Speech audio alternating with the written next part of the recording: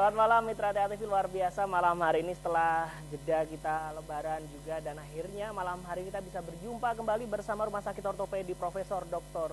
Suharso untuk tentu saja membahas berbagai macam perkembangan yang ada seputar sendi dan tulang, karena hanya di Rumah Sakit Ortopedi Profesor Dr. Suharso solusi tulang dan sendi Anda. Tepuk tangan sekali lagi. Nah, berbicara tentang rumah sakit yang khusus menangani permasalahan ortopedi yang tentu saja berada di Provinsi Jawa Tengah, khususnya di Surakarta, memang banyak sekali keunggulan. Ada 6 keunggulan yang memberikan pelayanan medis atau disebut dengan subspesialis ortopedi. Dan satu diantaranya dari 6 keunggulan tersebut akan menjadi tema malam hari ini. Tapi sebelumnya kita akan memberikan informasi apa saja ke-6 keunggulan tersebut. Pertama adalah subspesialis ortopedi spine, atau salah satu pelayanan unggulan dari Rumah Sakit Ortopedi Surakarta yang menangani kelainan pada tulang belakang dan leher. Itu baru pertama. Kemudian yang kedua ada subspesialis ortopedi rekonstruksi, di mana subspesialis ini menangani perbaikan atau rekonstruksi tulang maupun sendi yang rusak. Dan yang ketiga Mitra TV, subspesialis pediatri, di mana pediatri merupakan subspesialis yang menangani kelainan tulang pada bayi, balita, dan anak-anak. Keempat ada subspesialis ortopedi sport medicine, dan ini menangani pasien yang mengalami cedera tulang maupun sendi karena kecelakaan olahraga. 5 ada subspesialis ortopedi onkologi, menangani pasien yang mengalami tumor dan kanker pada tulang. Dan terakhir adalah subspesialis ortopedi yang dimiliki di Rumah Sakit Profesor Dr. Suharso. Ini adalah yang akan menjadi tema, yaitu salah satunya memiliki juga klinik hand and microsurgery. Tapi malam hari ini kita akan membahas yaitu salah satunya tentang subspesialis pediatri. Tepuk tangan 6 keunggulan yang dimiliki oleh Rumah Sakit Ortopedi tersebut. Karena tadi kita sudah membahas ada 6 sub tersebut, tapi malam hari ini kita akan mengangkat sebuah tema yang barangkali masyarakat di tengah-tengah kita masih cukup awam, dan penanganannya pun harus bisa lebih dini, yaitu kenali dini kaki pengkor, dan nanti kita akan bahas juga tentang kaki O. Malam hari ini kita akan berbincang bersama Dr. Anung B. Striadi, spesialis ortopedi dan traumatologi. Selamat malam, Dr. Anung, kita jumpa lagi, luar biasa. Cukup lama kita dulu pernah ngobrol, dokter ya. 2 tahunan mungkin. 2 tahunan, tapi alhamdulillah kita malam hari ini ketemu lagi, dan mohon maaf lahir batin dulu, dok. Sama-sama, Mas. Mumpung masih masa Syawal juga. Yeah. Nah, ini kita membahas tentang bagaimana kaki pengkor dulu nih, dok, atau ada yang disebut dengan CTEV. Secara umum, dok, ini biar masyarakat bisa lebih menerjemahkan dengan sesuatu yang awam, karena barangkali banyak hal yang sering dijumpai. Apa sih sebetulnya kaki pengkor ini, Dr. Anung? Baik, jadi pertama singkatnya CTEV ya. Yeah. Jadi congenital talipes equus varus. Sudah, kita lupakan aja nama CTEV-nya aja, nanti terlalu malah lidahnya dari bundet nanti kepleset-pleset.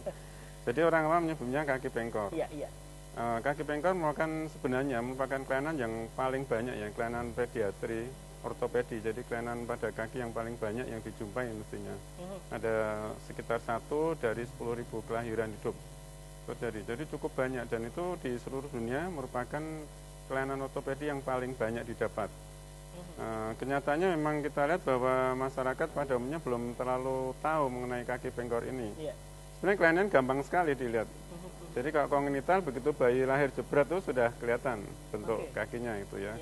Dan yang menjadi masalah kita adalah pada umumnya belum tahu kemana harus merujuk, kemudian bagaimana tahap-tahapan awalnya itu gitu. Berbicara soal tadi, dok, awal katakanlah sebetulnya saat bayi lahir pun sudah bisa terlihat terkait kelainan tersebut.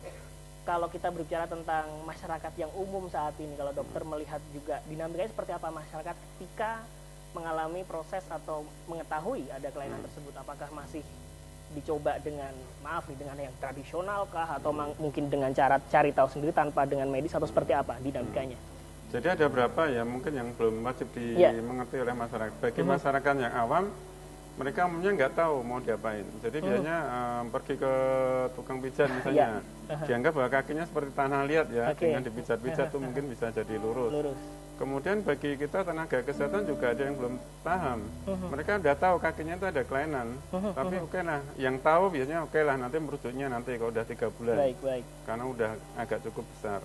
Atau yang udah tahu tapi nggak tahu kemana harus dirujuk, sehingga terjadi banyak kasus neglected. Neglected itu kasus yang terabaikan gitu ya.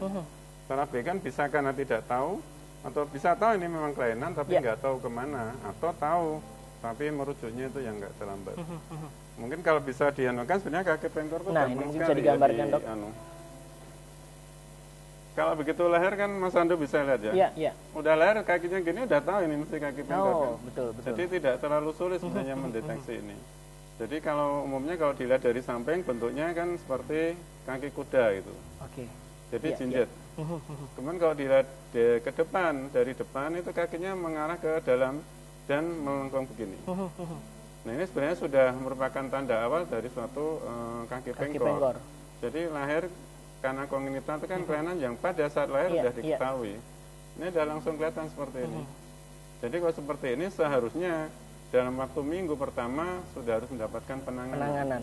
Ya. Maaf nih dok, sebelum ke penanganan dok, sebetulnya apakah dari kita berbicara melahirkan melalui dokter atau mungkin bidan seperti itu, apakah saat seperti bayi lahir sudah ada informasi yang harus disampaikan kepada si ibu tersebut atau keluarga bahwa oh bayi ini mengalami kelainan ini dan harus ditangani, atau tergantung aktifnya bagaimana keluarga ini untuk menanggapi itu dok?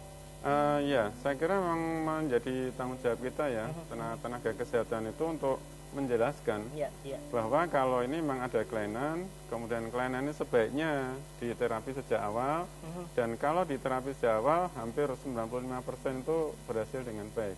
Jadi fungsinya, bentuknya kembali normal dan berfungsi dengan baik. Jadi menurut saya wajib dijelaskan karena kita mendapatkan keuntungan golden period namanya.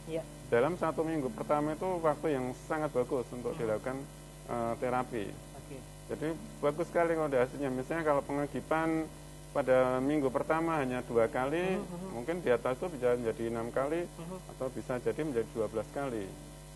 Dari yang tidak perlu tindakan pembedahan bisa jadi harus ditambah dengan pembedahan. Tepuk tangan sekali lagi. Dan ini rekan-rekan dari residence dan juga dari fisioterapi juga yang sudah hadir malam hari ini, dan tentunya nanti kita akan membuka kesempatan untuk bisa bertanya bersama Dr. Anung.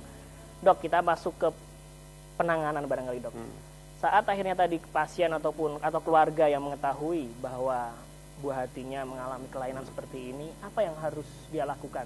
Tentu untuk datang ke rumah sakit dan proses apa yang dia lewati. Iya.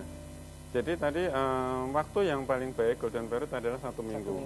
Nah, alasannya karena hormon dari ibu yang sebenarnya diberikan oleh Tuhan untuk melancarkan persalinan, sehingga semua otot-otot itu menjadi lentur, terutama otot rahim. Itu hormon itu juga masuk ke bayinya, sehingga tulang yang bukan tulang ya, otot-otot tadi yang memendek itu bisa dengan mudah dilakukan stretching. Karena hormon itu masih melenturkan di sini. Kalau sudah 1 minggu hormon itu sudah pelan-pelan mulai menurun. Jadi pada tahap awalnya memang golden period 1 minggu itu yang memang saat 1 minggu setelah lahir berarti dok? Iya, umur 1 minggu. Umur 1 minggu ya, jadi 0 sampai 1 minggu itu harus segera ada penanganan. Nah, ini menjadi. Jadi bagi kalau umur 1 hari pun kita udah oke, itu paling bagus tuh. Nah ini kadang masalahnya namanya orang tua masih nggak tega dalam tanda kutip di sini, yang nanti apa yang harus dilakukan orang tua juga dok ketika menghadapi kondisi seperti ini. Kita akan lanjutkan setelah yang satu ini, tetap bersama kami. Catch a grenade for ya. Throw